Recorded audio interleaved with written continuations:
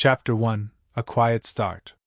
My name is Marcus, and I never thought my life would become the kind of story people whisper about behind closed doors. I grew up in small-town Ohio, where family meant everything, and secrets rarely stayed buried for long. I married Lily when I was 28. She was beautiful, intelligent, and had this quiet kind of intensity that drew people to her. We met at a 4th of July barbecue, and by that December, we were engaged. Everyone thought we were the perfect couple. And for a while, I believed it too.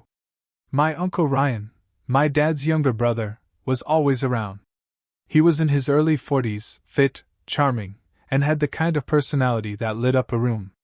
He'd never married, no kids, just a bachelor with stories from his travels and a grin that made people overlook red flags. Looking back, I can see all the warning signs. But when you trust your blood, you never expect the knife to come from your own family. Chapter 2: Unsettling Changes. It started small. Lily began dressing up more, even when we were just staying home. She spent longer on her phone, laughing at messages she wouldn't show me. When I asked, she'd say it was just her sister or a friend from college. Ryan visited more frequently too. At first, I appreciated his company. He always brought a bottle of bourbon and stories from his last business trip. But after a while, I noticed how his eyes lingered on Lily a bit too long, and how she smiled at his jokes in a way she never did with mine. One night, I came home early from work.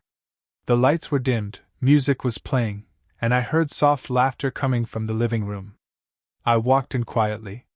Ryan and Lily were sitting close, too close. Her hand brushed his knee, and he didn't move it away. They didn't notice me until I made a noise dropping my keys.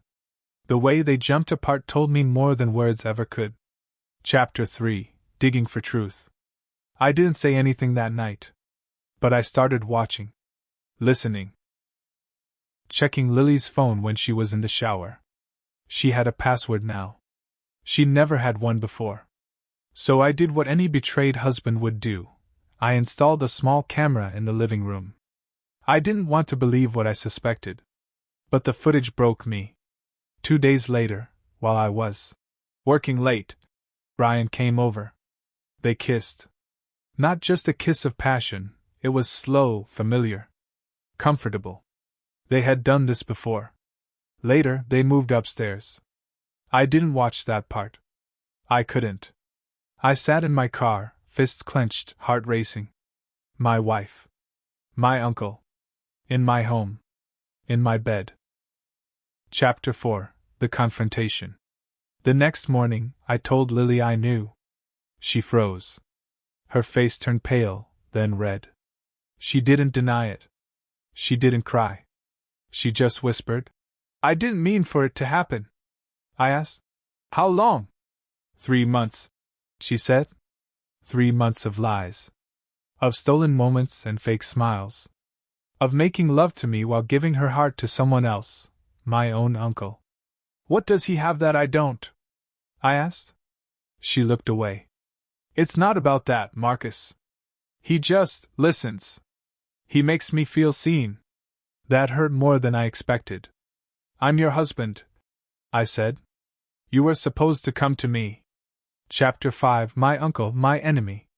I confronted Ryan the next day. He didn't act surprised. He just shrugged. "I didn't mean to hurt you, kid. It just happened. You slept with my wife, and you think that's something that just happens?" I shouted. He poured himself a drink, calm as ever. "She came to me. She needed something you weren't giving her.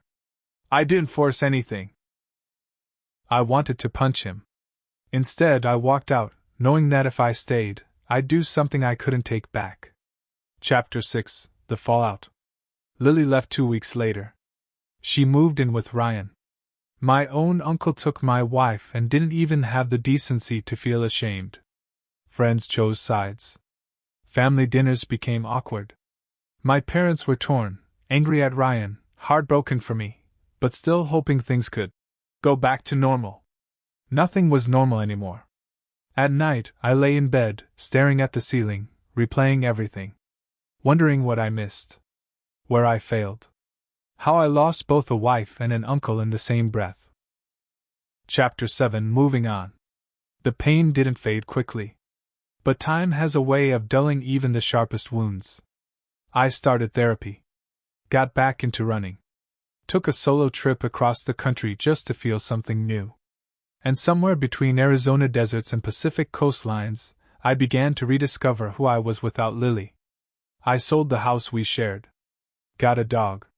Started dating again, slowly, carefully. Chapter 8. Unexpected closure. A year later, Lily reached out. She wanted to talk. We met at a quiet coffee shop on a rainy Tuesday. She looked older. Sadder. Less sure of herself. She said Ryan had moved on to someone else. He'd grown distant after 6 months. Started traveling again. Stopped coming home. I thought he loved me, she said. I nodded. So did I. She looked at me, eyes full of regret. I'm sorry, Marcus. Truly. I didn't forgive her that day. But I didn't hate her either.